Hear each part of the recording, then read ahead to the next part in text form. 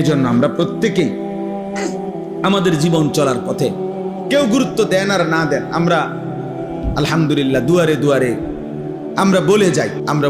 বয়স্ক বাবা যারা আছেন তাদেরকেও বলি, বাবা শেষ বয়স আল্লাহ যাদেরকে দিছেন আপনি কদর করেন, আপনি হিসাব মিলায় যান।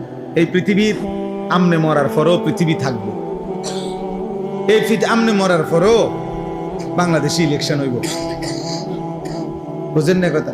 তারেক রহমানের পরেও আরো কেউ প্রধানমন্ত্রী হবে, উনিও একদিন ইন্তেকাল করবে না?